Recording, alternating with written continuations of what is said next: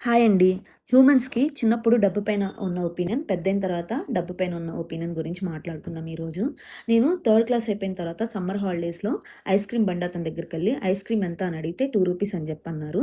సరే అని అమ్మమ్మ దగ్గరికొచ్చి, "అమ్మమ్మ నాకొక రూ. 2 ఇవ్వా నేను ఐస్ క్రీమ్ కొనుక్కుంటాను" అంటే ఇచ్చింది. నాకు ఆ రోజు క్లారిటీ ఉంది. నేనిప్పుడు ఈ రూ. 2 తీసుకెళ్ళి అతనికిస్తే అతను నాకు ఐస్ క్రీమ్ ఇస్తాడు. నేను హ్యాపీగా ఫీల్ అవుతానని. మరి పెద్దయిన తర్వాత ఎంత సంపాదిస్తే హ్యాపీగా ఉంటాం అనే క్లారిటీ ఎవరైనా ఇస్తున్నారా? సొసైటీ కూడా ఇవ్వట్లేదు.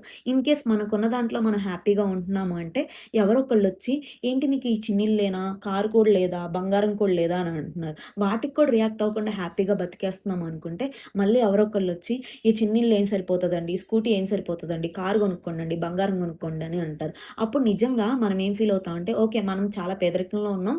మనం డబ్బు సంపాదించాలని మైండ్ సెట్‌కొచ్చేసి డబ్బు కోసం పరిగెడుతూ ఉంటాం. అప్పుడు మన mental health, physical health and happiness అంతా కోల్పోతాం. నేనేమంటానంటే, ఇప్పుడు మనకొక 3,00,00,000 ఉంటే మనం హ్యాపీగా బతుకుతామని క్లారిటీ ఉంటే, ఆ 3,00,00,000 సంపాదించుకునేంత వరకు ఆ డబ్బు వెనక పరిగెడుతూ ఉండండి. చాలా కష్టపడండి. ఎంత కష్టమైనా పడండి. వన్స్ 3,00,00,000 సేవింగ్స్ కనుక మీ దగ్గరుంటే మీరు హ్యాపీగా ఉంటారు అనుకున్నప్పుడు, ఇంకా కష్టపడాల్సిన అవసరమే లేదు. హ్యాపీగా లైఫ్‌ని ఎంజాయ్ చేయండి.